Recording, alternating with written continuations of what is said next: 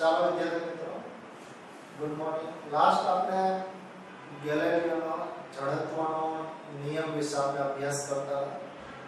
એની અંદર આપણે થોડી માહિતી મેળવી હતી. જો કોઈ પદાર્થ પર લાગતું પરિણામી બાહ્ય બળ શૂન્ય, પરિણામી એટલે જેટલા બળ લાગતા હોય બધાનો સદિશ સરવાળો થાય, કે સદિશ સરવાળો પરિણામી બળ શૂન્ય હોય તો તે પદાર્થ સ્થિર હોય તો સ્થિર રહે, અને અચળ વેગી ગતિ કરતો તો અચળ વેગી ગતિ જાળવી રાખે.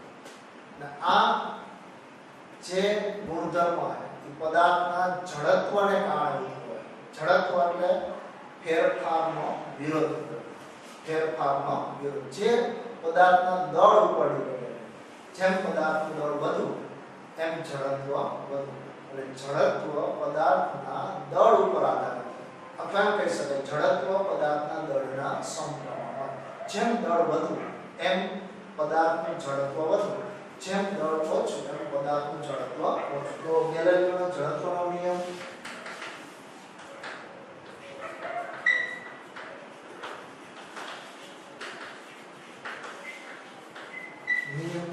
કે અહીંયા જડત્વ એ દળના સમપ્રમાણમાં, જડત્વ દળના સમપ્રમાણમાં. જેમ દળ વધુ એમ જડત્વ વધુ. જડત્વ એ કોઈ ભૌતિક રાશિ નથી, એને કોઈ એકમય નથી.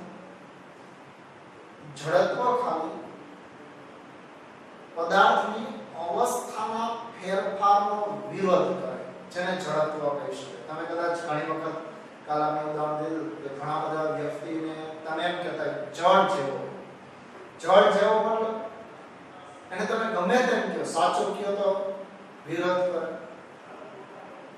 ગમે તેમ કહો તો એ વિરોધ જ કરે. મતલબ ફેરફાર જે થાય એ ફેરફારનો વિરોધ કરે, કોઈ પણ ફેરફાર થવા ન દે. તો અહીં જડત્વ એ જડત્વ દરેક પદાર્થ પોતાના દળને કારણે જડત્વ ધરાવતો, અને એટલા માટે ફેરફારનો વિરોધ કરે. કે જો તમારે કોઈ પણ પદાર્થ સ્થિર અવસ્થા તો એ સ્થિર અવસ્થામાં જ રહેવાનો પ્રયત્ન કરશે, ગતિમાં તો ગતિમાં રહેવાનો જ પ્રયત્ન કરશે.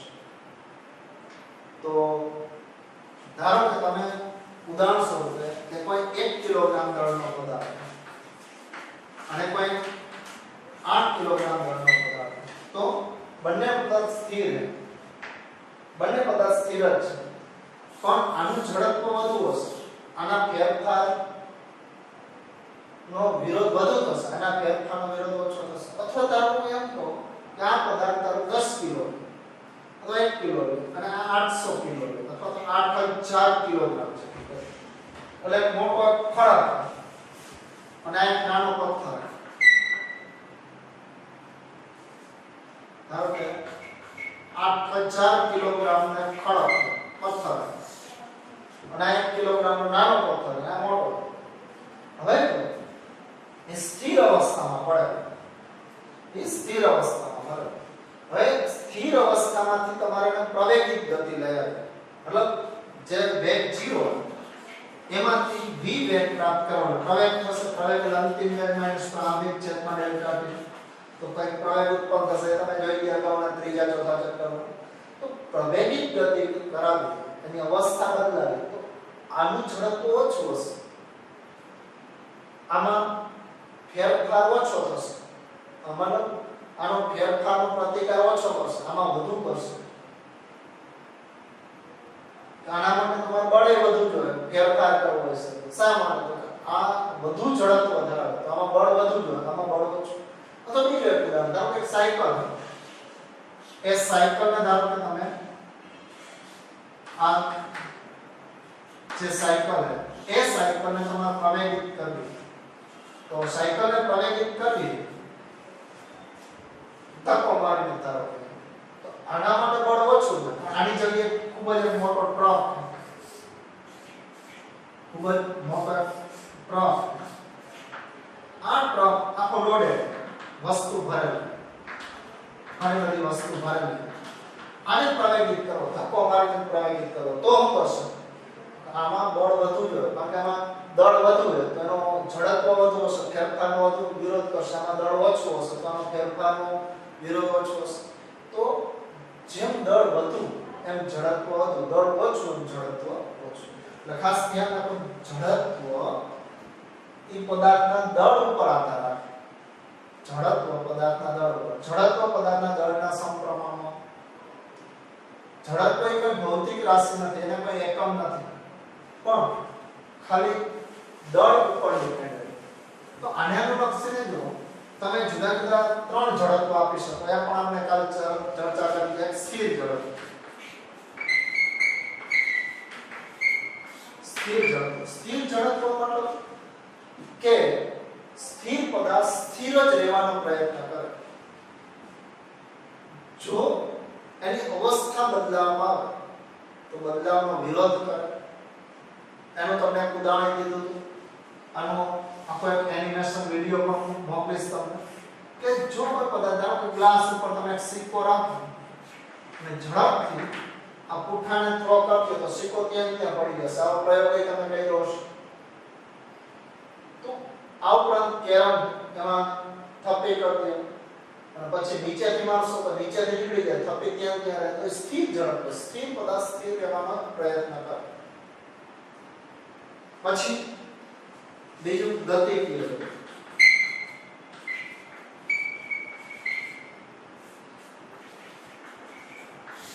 ગતિકીય ઝડપ.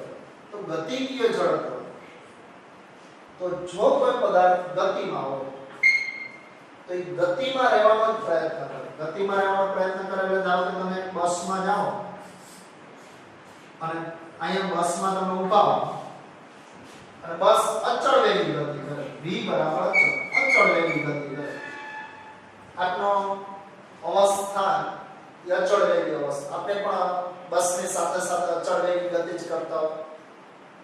બરાબર, બસની સાપેક્ષે આપણો વેગ ન હોય, કારણ કે બસ ગતિ કરે એ જમીનની સાપેક્ષે ગતિ કરે. પણ આપણે બસની સાપેક્ષે પણ જમીનની સાપેક્ષે આપણે બસ જેટલી ગતિ કરી. બસ જેટલું અંતર જેટલા સમયમાં કાપે એટલું જ અંતર એટલા સમયમાં આપણે કાપે. ધારો કે અહીંથી બસ ટંકારા જાય 30 મિનિટમાં ત્યાં પહોંચી તો આપણું શરીર, આપણે બસમાં બેઠા છે, આપણે 30 મિનિટમાં ત્યાં પહોંચી ગયા તો આપણું સ્થાનાંતર થશે, જેટલા સમયગાળો આપણી ઝડપ મળશે. તો આપણે દર અચળ ઝડપે છે. અચાનક ધારો કામથી કોઈ સાયકલ વાળો નીકળ્યો પડ્યો રસ્તા અને બસના ડ્રાઈવરે જોયું, બસના ડ્રાઈવર અચાનક બ્રેક મારે, શું થશે? તમે વિચારો શું થશે? તો આપણું શરીર આગળ તરફ ઝૂકી જાય. શા માટે? આપણું શરીર ગતિમાં, તો ગતિમાં રહેવાનો પ્રયત્ન કરશે. ઘણી વખત એવું શક્ય બને આગળ બસ મારે પડી ગઈ. શા માટે? તો આપણું શરીર ગતિમાં રહેશે. કદાચ નીચે ઘર્ષણ બળ હોય એટલે આપણા પગ હજી નહીં જાય, પણ આપણું શરીર તો આખું લચીલું એટલે હલનચલન કરી શકે, આકાર બદલી શકે આપણું શરીર. તો લચીલું શરીર એટલા માટે શું થશે? આપણું આખું બોડીનો ભાગ આગળ તરફ ધકેલાઈ જશે, કારણ કે આપણે ગતિ નિયંત્રણ હોય. તો ગતિકીય ઝડપ હોય. પછી ત્રીજું તો કે દિશાકીય ઝડપ.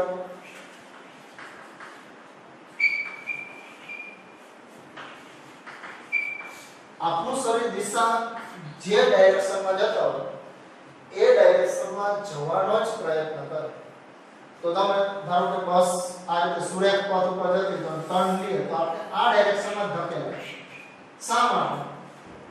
તો કે આપની ડાયરેક્શન એ નિશ્ચિત દિશામાં રહેવાનો પ્રયત્ન કરે. દિશાકીય ઝડપ જોતું હોય એ ચાર ગતિ.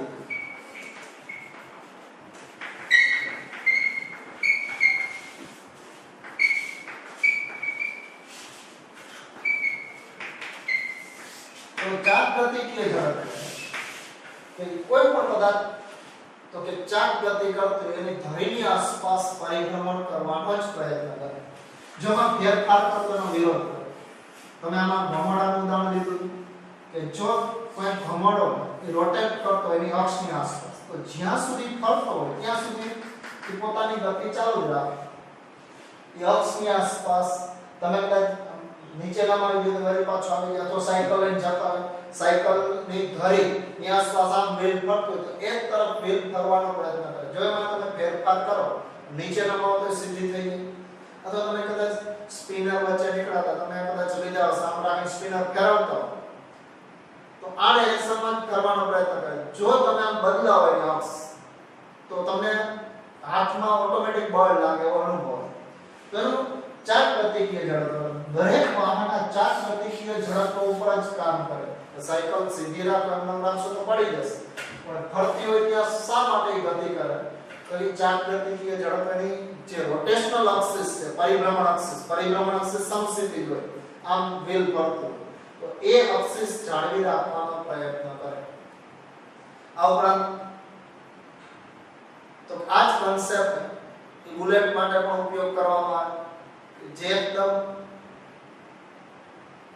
ખૂબ જ દૂર નિશાન લેવાની જે બધી બુલેટ હોય એની અંદર આ કોન્સેપ્ટ ઉપયોગ કરવાનો. સીધી જો થોડી આમ જવા દેવામાં આવે તો ગુરુત્વાકર્ષણ બળને કારણે પક્ષી ગતિ નીચે તરફ ટાર્ગેટ સુધી પહોંચી શકે, અથવા પવનને કારણે ડાયરેક્શન બદલાય. પણ આ બુલેટને એક અંદર એવી મિકેનિઝમ રાખવામાં જ્યારે બહાર નીકળે ત્યારે રોટેટ થતી નીકળે, ફરતી બહાર, જેથી કરી ન થાય કે એની પરિભ્રમણ એક્સિસ જાળવી રાખે.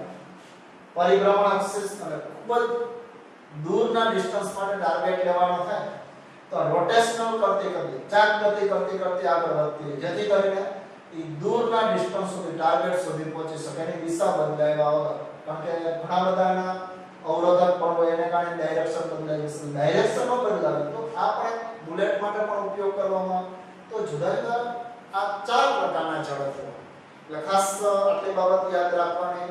ચાર ગતિકીય ઝડપ હોય, પછી સ્થિર ઝડપ હોય, ગતિકીય ઝડપ, દિશાકીય ઝડપ, અને એને કારણે જ તો કે આ બધી ગતિઓ શક્ય બને ચાર ગતિકીય ઝડપોને કારણે, સાયકલ અથવા બાઇક કે એની બધી. તો આ રીતે ઝડપ એ તમે આપી શકાય. આને લગતા તો તમને કદાચ છો કે જે નીટ કે જેડબલ ની તૈયારી કરતા હોય એના માટે આને લગતા લેખામાં ક્વેશ્ચન આપેલા હતા, આગળ માહિતી આપેલી હતી, તો એ ખાસ જોઈ લેજો. થોડા ક્વેશ્ચન આ ઉપરાંત તમારી પાસે રેફરન્સ બુક હોય, કોઈ પણ ઘણી બધી જુદી રેફરન્સ બુક હશે જેની અંદર એમસીક્યુ આપેલા હશે ઝડપોને લગતા, ગેલેલિયોના નિયમને લગતા, તો એ પણ તમે ખાસ સોલ્વ કરજો. ઝડપ કોનું વધવું હોય? જેનું દળ વધુ એની ઝડપ વધુ. આટલું બાબત ખાસ યાદ રાખવાની, દળ ઉપર ડિપેન્ડન્ટ છે. આ ઉપરાંત ચાર પ્રકારના જુદા ઝડપો છે. હવે આપણે અહીંથી આગળ વધવાનું તો ગેલેલિયોના નિયમ પછી ન્યૂટનનો પ્રથમ નિયમ.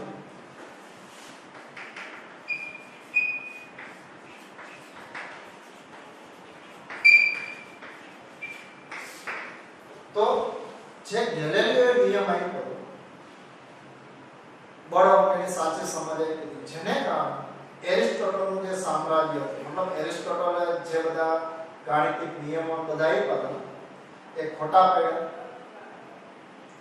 અને ગેલેલિયો બળ અંગેનો સાચો ખ્યાલ આ ખ્યાલને પાયા સ્વરૂપે લઈ અને ન્યૂટન નામના વૈજ્ઞાનિકે આગળ વધાર્યો. જે ગેલેલિયોનો પહેલો નિયમ હતો એ ન્યૂટનના યંત્રશાસ્ત્રમાં પ્રથમ નિયમ જ આપ્યો કે ગેલેલિયોનો પ્રથમ નિયમ એ જ ન્યૂટનનો પ્રથમ નિયમ. આ ઉપરાંત એને બે બીજા બળ અંગેના નિયમ આપ્યા, અને જેને કારણે આખું ન્યૂટનનું યંત્રશાસ્ત્ર જે રચના જેને આપણે મિકેનિક્સ તરીકે ઓળખીએ, મિકેનિક્સ છે યંત્રશાસ્ત્ર, સમગ્ર ન્યૂટનના જે ત્રણ નિયમો હોય એના ઉપર આધારિત, એના ઉપર બધા જ પ્રકારના ગતિ શક્ય બને. તો એના વિશે આપણે અભ્યાસ કરવાનો. ન્યૂટનના તો ત્રણ નિયમો આપ્યા હતા, પણ પ્રથમ નિયમ એ ગેલેલિયોના નિયમની જ રજૂઆત, એમાં કઈ નવીન નથી. બીજો અને ત્રીજો નિયમ એ અલગ. તો ન્યૂટનના નિયમો આપણે જોઈએ કે ન્યૂટનનો જે નિયમની રજૂઆત કરી કે જો કોઈ પદાર્થ એ પદાર્થ સ્થિર હોય કે અચળ વેગી ગતિ કરતો હોય તો એ સમતુલ્ય અવસ્થા, બે અવસ્થા સમતુલ્ય હોય, બે અવસ્થામાં કોઈ પણ પ્રકારના બળ લાગતા હશે નહીં. સ્થિર અવસ્થા અને અચળ વેગી ગતિની અવસ્થા સમતુલ્ય અવસ્થા, બેની અંદર કોઈ પણ પ્રકારના બળ ન લાગે. જો બે અવસ્થા બદલાય, મતલબ સ્થિર સ્થિતિમાંથી ગતિમાં લઈ આવો અને અચળ વેગી પદાર્થને પ્રવેગિત ગતિ કરાવી, એની અવસ્થા બદલાવી, તો એના ઉપર કંઈક ફેરફાર કરવો પડે, બળ આપવું પડે, તો જ ફેરફાર થાય, નહીંતર ફેરફાર શક્ય ન બને. કારણ કે જડત્વ ધરાવે, જડત્વ એટલે એની અવસ્થાનો ફેરફારનો વિરોધ કરે, વિરોધ કરતું તમારે બળ એના ઉપર આપવું પડે, તો જ એની અવસ્થા બદલે. તો સ્થિર અવસ્થામાંથી પ્રવેગિત અવસ્થામાં, એટલે આના ઉપરથી ન્યૂટને નિયમ આપ્યો કે જો કોઈ પદાર્થ પ્રવેગિત ગતિ કરે તો એના પર ચોખ્ખું બળ લાગે, તો એના પર ચોખ્ખું બળ લાગે, બળ નોટ ઇક્વલ ટુ 0. જો કોઈ પદાર્થ પ્રવેગિત ગતિ કરે, એ પ્રવેગ હોય, પ્રવેગ ધરાવતો હોય, પ્રવેગ નોટ ઇક્વલ ટુ 0, તો બળ એ નોટ ઇક્વલ ટુ 0, તો બળ કંઈક લાગતો હોય. અને જો પ્રવેગ a બરાબર 0, તો f બરાબર 0, બળ એ 0. જો પ્રવેગ જ 0 હોય તો બળ એ 0 હોય. પ્રવેગ ક્યારે 0 હોય? પ્રવેગ તો 0 હોય જો સ્થિર પદાર્થ હોય, સ્થિર પદાર્થ અથવા અચળ વેગી પદાર્થ, આ બંનેમાં પ્રવેગ શું હશે? 0. તો f પણ શું હશે? 0. તો બે અવસ્થા સમતુલ્ય, સ્થિર અવસ્થા અને અચળ વેગી અવસ્થા બે સમતુલ્ય અવસ્થા. સ્થિર પદાર્થ, કોઈ પણ પદાર્થ ધારો કે સ્થિર, તો સ્થિર અવસ્થા, સ્થિર પદાર્થ એના માટે પ્રવેગ 0 હોય, અને અચળ વેગી પદાર્થ એના માટે પ્રવેગ 0 હોય, તો બળ એ 0 હશે.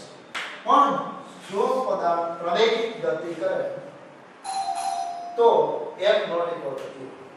તો આના માટે તો આના ઉપરથી ન્યૂટનના પ્રથમ નિયમ ઉપરથી તમે એવું કહી શકો કે પદાર્થની અવસ્થા ઉપરથી તમે બળ લાગે કે નહીં નક્કી કરી શકો, અથવા બળ લાગતું હોય તો પ્રવેગ હશે જ, અને બળ 0 હશે તો પ્રવેગ 0 જ હશે.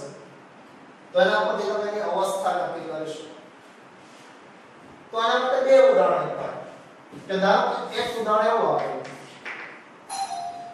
તો અહીંયા આના ઉદાહરણ એક ઉદાહરણ એવું આપ્યું કે ધારો કે તમે ખૂબ જ દૂરના અવકાશની અંદર, દૂરનો અવકાશ એટલે જ્યાં સ્ટાર, ગ્રહો, કોઈ પણ વસ્તુ નથી, ત્યાં એક રોકેટ પહોંચાડી, ધારો કે પૃથ્વીથી એક સ્પેસ શટલ ખૂબ જ દૂર પહોંચાડી, એક સ્પેસ શટલ આપણે ખૂબ જ દૂર પહોંચાડી. તો આ જે સ્પેસ શટલ ખૂબ જ દૂર પહોંચાડી, ખૂબ જ દૂર પહોંચી, આના ઉપર કોઈ પણ પ્રકારના ગ્રહો કે એના દ્વારા બળ લાગતા નથી, કારણ કે નજીક કોઈ પણ ગ્રહ કે કોઈ સ્ટાર કે કોઈ પણ છે નહીં. આનું એન્જિન બંધ, આનું એન્જિન ચાલુ નથી. તો આના ઉપર જો બળ નથી લાગતું તો આનો મતલબ શું સમજો? જો સ્થિર હશે ખૂબ જ દૂર તો સ્થિર જ હશે, અને અચળ વેગી ગતિ કરતું હશે. અચળ વેગી ગતિ કરે તો અચળ વેગી ગતિ જાળવી રાખે. એનો મતલબ ખૂબ જ દૂર દૂર ધારણાથી તમે કોઈ સ્પેસ શટલને તમારે કોઈ ગ્રહ ઉપર મોકલ્યો, તો ધારો કે એવી જગ્યાએ તમે પહોંચી ગયું કે જ્યાં કોઈ પણ પ્રકારના બળ એના ઉપર લાગતું નથી, એનું રોકેટ એન્જિન બંધ, એન્જિન હશે એ બંધ, એના પર બળ જ નથી લાગતું, તો જો અચળ વેગી ગતિ કરતો તો અચળ વેગી ગતિ જાળવી રાખે, જે ડાયરેક્શનમાં જતું હોય દિશા એનો બદલો. કારણ કે જો આપણે કીધું સ્થિર અવસ્થા બદલાવે તો એના ફેરફારનો વિરોધ કરતું બળ આપવું પડે, ગતિની દિશા બદલાવે તો બળ આપવું પડે, વેગનું મૂલ્ય બદલાવું હોય તો બળ આપવું પડે, અને એના પરિભ્રમણની ડાયરેક્શન બદલાવે તો બળ આપવું પડે. ઓટોમેટિકલી ક્યાંય બદલાય. તો આના માટે જો તમે એવું કહી શકાય કે આ અવકાશ યાન અથવા રોકેટ ખૂબ જ દૂર, એના પર જો બળ શૂન્ય है તો એનો મતલબ એ સ્થિર है, અને કાં તો અચળ વેગી ગતિ કરે, એનો પ્રવેગ નો શૂન્ય, બળ 0 તો પ્રવેગ શૂન્ય, એવું તમે કહી શકો. પણ આ તો ક્યાંથી અવકાશની વાત છે. ઘણી બધી વખત ધારો કે પૃથ્વી ઉપર તમે હોય તો પૃથ્વી ઉપર તો જો કોઈ પણ પદાર્થ હોય તો કોઈ ને કોઈ બળ લાગતા જ હોય. ધારો કે તમે વિચાર અત્યારે તમે બેઠા બેઠા તો કે લેક્ચર જો તમને કોઈ બળ આપતું નથી તો કઈ રીતે લાગતું? તો કોઈને કોઈ બળ લાગતું. પૃથ્વી પર કોઈ બળ ન હોય તો ગુરુત્વાકર્ષણ બળ તો હોય જ, કારણ કે આપણે પૃથ્વીના ગુરુત્વાકર્ષણ ક્ષેત્રમાં પૃથ્વી પર કોઈ પણ વસ્તુ એના પર ગુરુત્વાકર્ષણ બળ લાગતું હોય.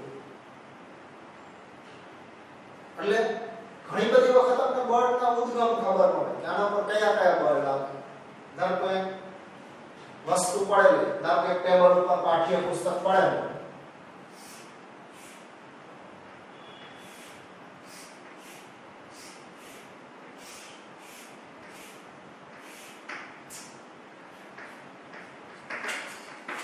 એક ધારો કે ટેબલ ઉપર પાઠ્ય પુસ્તક પડેલું, તો ધારો કે આ પાઠ્ય પુસ્તક ઉપર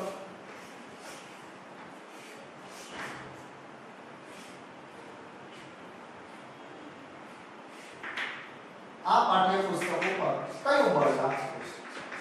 તો તમને ખબર નથી કયું બળ લાગે, પણ આની અવસ્થા ઉપરથી કહી શકો બળ લાગે કે નહીં. કેટલા બળ લાગે? જુદા જુદા ઘણા બધા પ્રકારના બળ, પણ આની અવસ્થા ઉપરથી કહી શકો. આ પાઠ્ય પુસ્તક ટેબલ ઉપર સ્થિર, આ સ્થિર. તો સ્થિર હોય તો હું સમજવું કે સ્થિર પદાર્થ, તો એનો મતલબ પ્રવેગ શૂન્ય, બળ શૂન્ય, આના પર બળ શૂન્ય. જેટલા પ્રકારના બળ હોય બધા જ બળનો પરિણામી બળનો સરવાળો શૂન્ય છે. તો પ્રશ્ન છે કે એક તો ગુરુત્વાકર્ષણ બળ લાગતું જેનું વજન મળી અધો દિશામાં, તો કઈ રીતે શૂન્ય હોય? તો આને સમતોલનું બીજું એક એવું બળ હોય જ જ્યાં બળની વિરુદ્ધ દિશામાં, તો આનો નેટ ફોર્સ પરિણામી બળ, નેટ પરિણામી બળ શૂન્ય. એનો મતલબ તો આના ઉપર એક ગુરુત્વાકર્ષણ બળ લાગે છે, ધારો કે અધો દિશામાં માઈનસ લો, તો બીજું એક આને સમતોલતું આટલું જ બળ, જેટલું માઈનસ છે એટલું પ્લસ બળ બીજું કઈ લાગતું, એને હું ધારો સંપર્ક બળ તો આ એ કેના દ્વારા લાગે કે ટેબલની સપાટીના સંપર્કમાં પુસ્તક એને કારણે લાગે, એ સંપર્ક મળે. આ બળ 0 હશે તો એનો મતલબ તમે એવું કરી શકો W બરાબર R શક્ય હોય. સંપર્ક બળ અને વજન બળ ઇક્વલ હોય તો જ એ પદાર્થ સ્થિર રહે. ધારો કે હવામાં તમે કોઈ પુસ્તકને સ્થિર ન રાખી શકો. શા માટે? તો હવામાં કોઈ ઉપરની સપાટીના સંપર્કમાં નથી. આ પછી જાદુગર હોય, તમે જાદુ કરો એ વાત અલગ, પણ અહીંયા હવામાં ધારો કે પુસ્તક તમે સ્થિર રાખવું હોય તો વજન બળ તો લાગે જ છે, એટલું બળ તમારે લંબ બળ ઉપર તરફ આપવું પડે કોઈ પણ, તો જ સ્થિર રહેશે. હવે એના માટે તો કે ઘણા બધા જુદા જુદા ઉપાય. ધારો નીચેથી હવાનો ફ્લો કરો, નીચેથી પાણીનો મારો કરો, ટૂંકમાં નીચેથી વજન બળને સમતોલતું બળ કોઈ હોય તો એ પદાર્થ સ્થિર રહી શકે, નહીં તો સ્થિર રહી શકે નહીં. આનો મતલબ જો ટેબલ ઉપર કોઈ પદાર્થ સ્થિર એનો મતલબ હું સમજવો વજન બળ બરાબર સંપર્ક બળ નથી, ખબર નથી, આ તો આપણે અંદાજ લીધો. પણ અહીંયા તમારે ટેબલ ઉપર પદાર્થ સ્થિર એનો મતલબ ઘણા બધા આના સિવાયના જે બળ લાગતા છે આપણે ખબર જ નથી. વજન બળ લાગે, સંપર્ક બળ લાગે, એના સિવાયના ઘણા બધા બળ લાગતા હોય. ધારો કે કોઈ બારીની નજીક ટેબલ પવન આવે તો પવન દ્વારા બળ લાગતું હોય. તો જુદા જુદા અનેક બળ લાગે, પણ સ્થિર એનો મતલબ કે નેટ ફોર્સ પરિણામી બળ 0 એવું સમજો. એવું નહીં કે વજન બળ અને સંપર્ક બળ ઇક્વલ એટલા માટે પરિણામી બળ 0 અને સ્થિર, એવું નહીં. એના સિવાય ઘણી વખત તમને ખબર જ ન હોય કેટલા કેટલા બળ લાગે, પણ તમે કોઈ પણ પદાર્થની અવસ્થા સ્થિર જોવો એનો મતલબ એના ઉપર લાગતું પરિણામી બળ શૂન્ય. ધારો કે ઊભો તો મારા ઉપર વજન બળ તો લાગે જ છે, તો બીજું એક બળ હશે જેને સમતોલતું બળ હશે, જેની અસર નાબૂદ કરી દેતું હશે. પરિણામી બળ શું થશે? 0 થશે. એટલે ખાસ તમારા એક બાબત ખાસ ધ્યાન રાખો, જ્યારે તમને બળ વિશે ખબર ન હોય, કેટલા કેટલા બળ લાગે, કયા કયા લાગે, તો અવસ્થા ઉપરથી તમે પરિણામી બળ લાગે કે નહીં નક્કી કરી શકો. જો તમને ખબર હોય કે ખૂબ જ દૂરના અવકાશમાં રોકેટ બંધ છે, એનું એન્જિન બંધ, એના પર બળ નથી લાગતું, ખબર જ છે, તો એના ઉપરથી તમે એવું કહી શકો કાં તો એ સ્થિર હશે કાં અચળ ગતિ કરતું હશે. પણ જ્યારે તમને બળના ઉદ્ગમ વિશે ખબર, બળ કયા કયા લાગે ખબર ન હોય, ત્યારે એની અવસ્થા ઉપરથી નેટ ફોર્સ 0 એવું નક્કી કરી શકો. એ સ્થિર હે તો નેટ ફોર્સ 0. બીજું એક આની અંદર ઉદાહરણ ધારો કે કાર હે,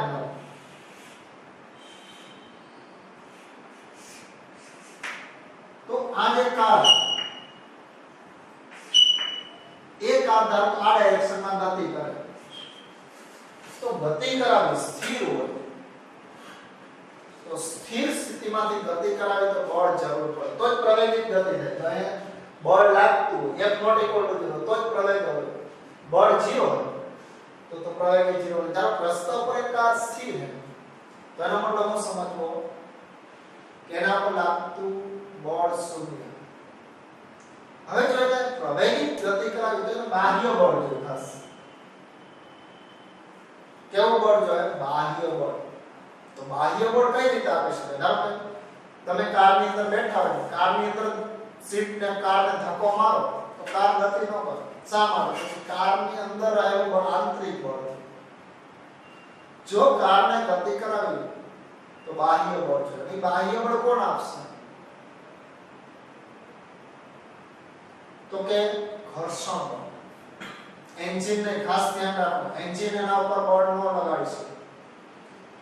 એન્જિન દ્વારા લાગતું બળ તો આંતરિક બળ છે, એ ક્યાંય કારને ગતિ ન કરાવે. ઘર્ષણ બળ જ એને ગતિ કરાવી શકે. શા માટે? તો અહીંયા ધારો કે ફ્રન્ટ વ્હીલમાં એન્જિન ફિટ કરેલું, તો એન્જિન વ્હીલને આમ રોટેટ કરશે, વ્હીલને આ ડાયરેક્શન રોટેટ કરશે, આ તરફ એન્જિન બળ આપશે તો વ્હીલ ફરશે આ ડાયરેક્શન. પણ ઘર્ષણ બળને કારણે ફરવા નહીં દે અને આગળની તરફ ઘર્ષણ બળ લાગશે. ધારો કે સિમ્પલી આપણે જે ગતિ કરી ઘર્ષણ બળને જ આભારી. જો ઘર્ષણ બળ ન હોય તો આપણે સ્થિર ને સ્થિર રહે. ધારો કે મારે આગળ ગતિ કરવી, હું પાછળ બળ આપીશ, પગને શક્ય તો પાછળ ધક્કો આપીશ, એટલે શું થશે? ઘર્ષણ બળ ને કારણે પગ ત્યાંથી નહીં ચાલે. ન્યૂટનના ગતિના નિયમ પ્રમાણે જેટલું બળ પાછળ આપીશ એટલું જ બળ મને આગળ તરફ આવશે. ત્રીજો નિયમ આપણે જોયો ત્યારે વધુ ચર્ચા કરશે. ઘર્ષણ બળને જોઈએ ત્યારે વધુ ચર્ચા કરશે. પણ ધારો તમે એવું વિચાર્યું કે ઘર્ષણ પડે તો શું થશે?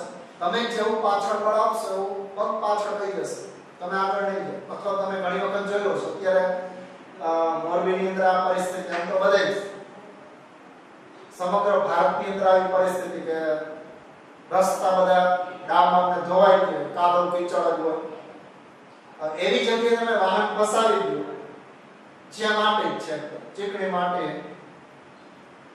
પછી શું થશે? ત્યાં ઘર્ષણ બળ ઓછું થઈ જશે. તો એવી સ્થિતિમાં જો ગાડી ઊભી રહી ગઈ, તમે ઘણી વખત જોયું છે લોડેડ ટ્રક હોય, કાર ફસાઈ ગઈ, પછી ત્યાં ઘર્ષણ બળ ઓછું, એન્જિન ગમે તેટલો પ્રયત્ન કરે ત્યાં ફેરવા આગળ તરફ વધી શકે. અને ધારો કે તમે એવું વિચાર્યું કે ટાયર છે, આ તો રબરનું ટાયર, ધારો કે એવું એકદમ પોલિશ કરેલું હોય, લોખંડ, આ તો એકદમ પોલિશ, નીચે ધારો કે એકદમ પોલિશ સપાટી, અને આદર્શ રીતે કઈ ઘર્ષણ જ નથી. ઘર્ષણ જ ન હોય એવી ગાડીમાં તમે ગમે તેવું એન્જિન ફિટ કરી દો, એન્જિન તમે ગમે તેટલા પાવરથી હકાવો, એ ગાડી ત્યાંથી આગળ વધી શકે. આ એક વસ્તુ, જો ગાડી ગતિમાં આવી ગઈ તો સ્થિર ન થઈ શકે. ખાસ ત્યાં ઘર્ષણ ન હોય તો ગતિમાં આવી ગઈ તો સ્થિર ન થાય, સ્થિર હોય તો ગતિ. આમાં ખરેખર છે ગતિમાં લેવા માટે પણ બળ જવાબદાર ઘર્ષણ, જેની ચર્ચા આપણે નેક્સ્ટ ઘર્ષણ બળની અંદર કરશે.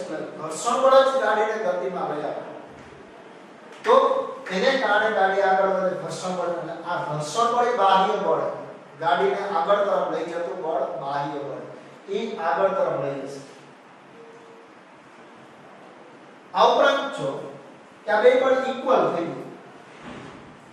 ઘર્ષણ બળ જે એ અને બહાર તરફ લાગતું બળ, તો આના પર જો નેટ ફોર્સ 0 હોય તો એ અચળ વેગની ગતિ કરે અથવા અચળ વેગની ગતિ કરે. કાર અચળ વેગની ગતિ કરે એનો મતલબ હું સમજવો કે કાર જો v અચળ થઈ ગયા તો નેટ ફોર્સ 0. ધારો તમે કાર લઈને જતા, કારની અંદર તમે કાંટો જે સ્પીડોમીટરનો કાંટો ધારો 60 ઉપર એકદમ સ્થિર થઈ ગયો, હલનચલન કરતો નથી, 60 ની સ્પીડે કોન્સ્ટન્ટ સ્પીડે જાવ, એનો મતલબ હું સમજો કાર ઉપર લાગતા ટોટલ પરિણામી બળ શૂન્ય. કયા કયા એ જાણવાની જરૂર નથી, ઘણા બધા લાગતા હોય.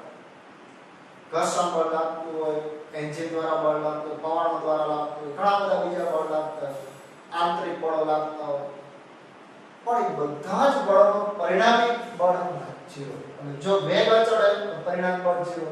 ધારો બાઇક લઈને જાવ, બાઇકનો કાંટો 40 ઉપર સ્થિર થઈ ગયો, એનો મતલબ પરિણામી બળ 0. તો આ એક વસ્તુ સ્થિર, એનો મતલબ હું સમજો પરિણામી બળ 0. અચળ વેગી અવસ્થા, એનો મતલબ પરિણામી બળ 0. એટલે ખાસ જ્યારે બળો વિશે ખબર ન હોય ત્યારે અવસ્થા ઉપરથી બળ લાગે કે નહીં નક્કી કરી શકે. જો તમને બળ જ ખબર નથી, પ્રવેગિક ગતિ કરે તો બળ લાગે, સ્થિર અવસ્થા અચળ વેગી અવસ્થા તો નેટ બળ પરિણામી બળ, અહીંયા નેટ પરિણામી બળ કઈ એ 0 એવું બની છે. એટલે ખાસ આ એક બાબત ધ્યાન રાખવાની. આ ઉપરાંત જો કે કોઈ પણ પદાર્થની અવસ્થા બદલાય, સ્થિર અવસ્થામાંથી પ્રવેગિક ગતિ કરે તો અચળ વેગી અવસ્થામાંથી વેગનું મૂલ્ય વધારવું ઘટાડવું તો પણ બળની જરૂર પડે. તો ઈ શાને કારણે જરૂર પડે? કારણ કે કોઈ પણ પદાર્થ જડત્વ ધરાવે અને જડત્વને કારણે તો કે એને બળ લાગતું. ધારો કે તમે એક બસની અંદર જાઓ, બસની અંદર જાઓ, બસ ધારો કે પ્રામમાં સ્થિર, ધારો કે બસ ની અંદર જાઓ, બસ પ્રામમાં સ્થિર, અચાનક ધારો કે આ બસ છે અમુક પ્રવેગ સાથે ઉપડે, એકદમ સ્પીડ પકડી લીધા, ખૂબ જ હાઈ સ્પીડ પકડી, પેલા વેગ 0 હતો તો આપણું જે શરીર આપણે ઊભા તો આપણું શરીરનો વેગ એ પેલા હું હતો 0. તો બળને જે બધું લાગે તો બસ ઉપર લાગે, જે બળ બધું લાગે ઘર્ષણ બળ નામે જે લાગતું છે બધું બળ લાગે. આપણું શરીર તો પેલા સ્થિર હતું તો પછી પણ સ્થિર રહેવાનો જ પ્રયત્ન કરે. કારણ આપણે પકડેલો ન હોય, બસ ની તો ખાલી નોર્મલી ઊભા હોય, ના બસ નું તળિયું ધારો લીસું હોય તો શું થાય, બસ અહીંથી આગળ નીકળી જાય, આપને પાછળ તળી આવી મતલબ પાછળના ભાગમાં આવી જાય ભટકાય, અને કદાચ અહીંયા કઈ હોય કે ટ્રક જ હોય તો લીસી સપાટી પર ટ્રક ઉપર તમે ઊભા હોય તો ટ્રક ત્યાંથી નીકળી જાય, તમે ત્યાં ઊભા રહો, ટ્રક સાથે તમે ગતિ કરો. પણ જનરલી આવું થતું નથી. બસ ની અંદર તમે ઊભા હોય, ઘણી વખત અચાનક બસ ઉપડે તો આપણું શરીર આની સાથે આપણું શરીર તો સ્થિર હતું પણ પગ અને અહીં ઘર્ષણ બળ વડે પગ આગળ તરફ જશે, ઘર્ષણ બળ આપણે આગળ તરફ લઈ જશે, પણ આપણું શરીર તો આપણું લચીલું, આપણે પાછળ તરફ ધકેલે. આપણે બસ એકદમ અચાનક ઉપડે તો આપણે પાછળ તરફ ધકેલે, વળી પાછો આપણે સ્નાયુ બળ દ્વારા વળી પાછો સીધા થઈ જઈએ. એક વસ્તુ જો પ્રતિપ્રવેગિક ગતિ, અચાનક ધારો કે બ્રેક મારે, અચળ વેગથી જાય અને બ્રેક મારે તો આપણું શરીર આપણું લચીલું આગળ તરફ ધકેલે. આ તો નીચે ઘર્ષણ બળ હોય એટલે આપણે પગ આગળ ન જાય, આપણું આખું શરીર આગળ જાય, ફરી પાછા આપણે સ્નાયુ દ્વારા મૂળ સ્થાન આવે. તો આ જે અવસ્થા, એ અવસ્થા ખરેખર કોઈ પણ પદાર્થ મૂળ અવસ્થા જાળવી રાખવાનો પ્રયત્ન કરે, પણ એમાં ફેરફાર કરવો હોય તો તમારે બળ આપવું પડે. સ્થિર અવસ્થા અને અચળ વેગી અવસ્થા માટે બળ 0 હોય, પ્રવેગ 0. પણ જો અવસ્થા બદલાવી હોય, આમાંથી પ્રવેગિક ગતિ કરાવી, અને સ્થિર અવસ્થામાં વેગ પ્રાપ્ત કરે તો પ્રવેગ મળે, અચળ વેગ હોય વેગનું મૂલ્ય વધે અથવા ઘટે તો પ્રવેગ પ્રાપ્ત કરે, કા પ્રતિપ્રવેગ કા પ્રવેગ. તો અવસ્થા બદલાવી તો બળની જરૂર પડે. પહેલા તરફ અવસ્થા સ્થિર અને અચળ રહી તો બળ 0, નેટ બળ 0. પણ પણ જો પ્રવેગિત અવસ્થા લાવે તો બળની જરૂર પડે. બળ વગર અવસ્થા બદલી શકે નહીં કોઈ પણ પદાર્થ. આ ન્યૂટનનો પ્રથમ નિયમ કે કોઈ પણ પદાર્થની અવસ્થા બદલાવી તો બળની જરૂર પડે. બળ વગર અવસ્થા બદલી શકે. આમ તો ન્યૂટનનો જે પ્રથમ નિયમ એ ખરેખર ગેલેલિયોના નિયમની રજૂઆત અલગ સ્વરૂપે રજૂઆત. બાકી ગેલેલિયોનો નિયમ યાદ રાખો, આ નિયમ યાદ રાખો, બે સરખા છે. કે ધારો કે આવી રીતે યાદ રાખી શકાય. હું જેમ ટેક્સ્ટમાં એવું શબ્દ છે યાદ રાખો કે જો કોઈ પદાર્થ પર લાગતું પરિણામી બળ શૂન્ય હોય, જો કોઈ પદાર્થ પર લાગતું પરિણામી બળ શૂન્ય તો સ્થિર પદાર્થ સ્થિર રહે, અચળ વેગી પદાર્થ અચળ વેગી ગતિ જાળવી રાખે. અને જો પદાર્થ પર લાગતું પરિણામ બળ શૂન્ય ન હોય તો પ્રવેગિત ગતિ જ કરતો રહેશે. તો અહીંયા સુધી આપણે રાખશું.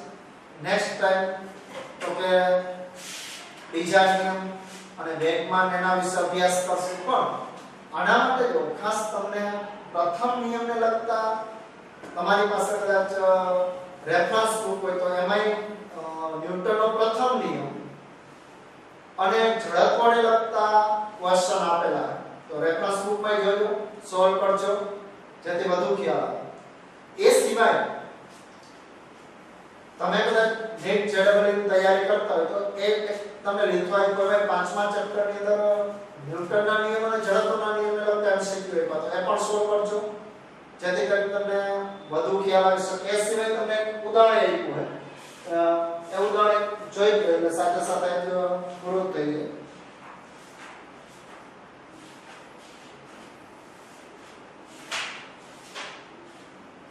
5.1 ઉદાહરણ કે 100 મીટર પર સેકન્ડની અચળ પ્રવેગથી બાહ્ય અવકાશમાં ગતિ કરતા એક નાના અવકાશયાનમાંથી એક અવકાશયાત્રી છૂટો પડે તો અવકાશયાત્રીની બહાર આવ્યા પછીની ક્ષણે પ્રવેગ કેટલો હશે? હવે જો અવકાશયાન 5.1 ઉદાહરણ ન્યૂટનના પહેલા નિયમ ઉપરથી જ છે એટલે સાથે સાથે ખાલી અમે ચર્ચા કરી કે અવકાશયાત્રી અચળ વેગથી આખું અવકાશયાન ગતિ કરે 100 મીટર પર સેકન્ડ સ્ક્વેર જેટલા અચળ પ્રવેગથી ગતિ કરે. આટલા અચળ પ્રવેગથી ગતિ કરે. અચળ પ્રવેગથી ગતિ કરે તો 100 મીટર પર સેકન્ડ સ્ક્વેરના અચળ પ્રવેગથી બાહ્ય અવકાશમાં ગતિ કરતા એક અવકાશયાન એકાએક અવકાશ યાત્રી છૂટો પડે. અહીં જ્યારે છૂટો પડે એમાં બહાર નીકળે.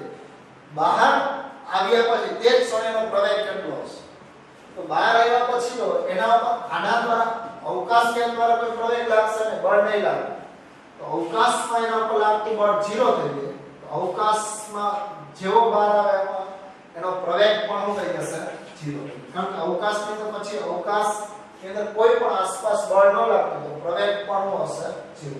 આના માટે એવું કહી શકો ગુરુત્વાકર્ષણ બળ લગાડતા કોઈ તારા નજીક ન હોય અથવા નાનો અવકાશયાન અવગણ્ય ગુરુત્વાકર્ષણ બળ લગાડે તો અવકાશયાનમાંથી બહાર નીકળતા તેના ઉપર લાગતું ચોખ્ખું બળ નેટ ફોર્સ 0 હોય તો ન્યૂટનના ગતિના પહેલા નિયમ અનુસાર એનો પ્રવેગ પણ કેવો હોય? 0 હોય.